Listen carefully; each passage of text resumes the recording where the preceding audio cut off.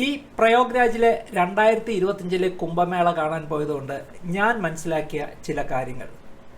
കുംഭമേള എന്നത് 3, 6, 12 എന്നിങ്ങനെയുള്ള എല്ലാ വർഷവും നടക്കുന്നു. എങ്കിലും 144 വർഷത്തിലൊരിക്കൽ മാത്രം നടക്കുന്ന മഹാകുംഭമേള എന്ന അതിമഹത്തായ ഒരു കുംഭമേളയാണ് ഇപ്പോൾ പ്രയാഗ്രാജിൽ നടക്കുന്നത്. കേരളത്തിൽ നിന്നും പോകാൻ ആഗ്രഹിക്കുന്നവർക്ക് എറണാകുളത്ത് നിന്നും ചെന്നൈയിൽ നിന്നുമാണ് പ്രയാഗ്രാജ് വരെ നേരിട്ട് പോകാനുള്ള ട്രെയിൻ കിട്ടുന്നത്. ഒരു കാരണവശാലും യാത്ര ഇന്ത്യൻ റെയിൽവേയുടെ സെക്കൻഡ് ക്ലാസ് സ്ലീപ്പറിൽ ബുക്ക് ചെയ്യാതിരിക്കാൻ ശ്രമിക്കുക. ബുക്കിംഗ് ഇല്ലാതെ കയറുന്ന എല്ലാ അതിഥി തൊഴിലാളികൾക്കും ഫൈൻ എഴുതി കൊടുത്ത് അവരെ ഈ സെക്കൻഡ് ക്ലാസ് സ്ലീപ്പറിൽ യാത്ര ചെയ്യാൻ അനുവദിക്കുന്ന ഒരു നയമാണ് റെയിൽവേയുടേത്. ആയതിനാൽ ആകെ തിക്കും തിരക്കും വെള്ളമില്ലാത്ത കക്കൂസും കൊണ്ട് ദുരിതപൂർണമായ ഒരു യാത്ര തന്നെയാവും റെയിൽവേ നമുക്ക് സമ്മാനിക്കുന്നത്. ആദ്യം നമ്മൾ എത്തിച്ചേരുന്നത് പ്രയാഗ്രാജിലുള്ള റെയിൽവേ സ്റ്റേഷനിലാണ്. അവിടെ നിന്നും കുംഭമേള നടക്കുന്ന പ്രദേശത്തേക്ക് ഫ്രീ ആയി നമ്മളെ കൊണ്ടുപോകാനുള്ള ബസ്സുകളുണ്ടെങ്കിലും ഗംഗ, യമുന, സരസ്വതി എന്നീ നദികൾ ഒത്തുചേരുന്ന ത്രിവേണി സംഗമത്ത് എത്തിച്ചേരാൻ രാത്രിയിൽ ബാഗും ചുമന്ന് ഞങ്ങൾ നടന്നത് ഏകദേശം 8 കിലോമീറ്ററിൽ കൂടുതലാണ്. അവിടെയാണ് ഗംഗയിൽ മുങ്ങി സ്നാനം ചെയ്യാനുള്ള സൗകര്യം ഒരുക്കിയിരിക്കുന്നത്.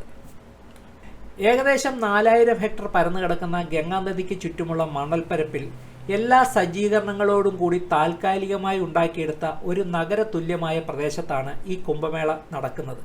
വലിയ വലിയ സന്യാസികളും സന്യാസിനികളും വലിയ വലിയ താൽക്കാലിക ആശ്രമങ്ങൾ പണിത് അവിടെ എത്തുന്ന ഭക്തർക്ക് ദർശനം നൽകുമ്പോൾ പാവപ്പെട്ട സന്യാസികളും സന്യാസിനികളും കുംഭമേള നഗരിയിലെ വഴിവെക്കിൽ ഇരുന്ന് ഭക്തരെ അനുഗ്രഹിക്കുന്ന കാഴ്ചകളും നമുക്കിവിടെ കാണാം.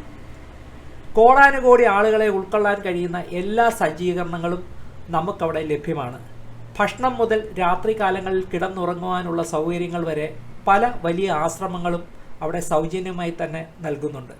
പിന്നെ നമ്മൾ കരുതേണ്ടത് തണുപ്പിനെ പ്രതിരോധിക്കാനുള്ള വസ്ത്രങ്ങളാണ്. ഉച്ചയ്ക്ക് 1 മണിക്ക് പോലും തെർമൽസും അതിൻ്റെ മുകളിൽ ടീഷർട്ടും പിന്നെ ജാക്കറ്റും ധരിച്ച് വിറച്ച് നടക്കുന്ന നമ്മളുടെ മുന്നിൽ നൂൽബന്ധം പോലുമില്ലാതെ നാഗസന്യാസികൾ നടക്കുന്ന കാഴ്ച കാണുമ്പോഴാണ് നമ്മൾ ഒന്നുമല്ല എന്ന തിരിച്ചറിവ് നമുക്കുണ്ടാകുന്നത്. ലോകത്തെ ഏറ്റവും വലിയ ആൾക്കൂട്ടം എന്ന് വിശേഷിപ്പിക്കുന്ന ഈ മഹാകുംഭമേളയെ അടുത്തറിയാൻ അല്പം ആത്മീയതയും വിശ്വാസവും ആവശ്യമാണ്. സാധാരണക്കാരനായ ഒരാൾക്ക് ഒരു വിനോദസഞ്ചാരം എന്ന നിലയിൽ കാണാനുള്ളതല്ല ഈ കുംഭമേള നഗരി എന്ന് തന്നെയാണ് എൻ്റെ അഭിപ്രായം. എവിടെ നിന്നോ വന്ന് ഇവിടെ ഒത്തുകൂടി എവിടേക്കോ മാഞ്ഞു പോകുന്ന കുറേ മനുഷ്യർ, സാധുക്കളായ യോഗികൾ തൊട്ട് ആഡംബരമോഹികളായ യോഗികളെ വരെ നമുക്കിവിടെ കാണാൻ കഴിയും. ഇതുമായി ബന്ധപ്പെട്ട കൂടുതൽ വിശദമായ റീലുകളും വീഡിയോസും കാണുന്നതിനായി ഇതുവരെ ഈ ചാനൽ സബ്സ്ക്രൈബ് ചെയ്യാത്തവർ സബ്സ്ക്രൈബ് ചെയ്ത് കാത്തിരിക്കുക.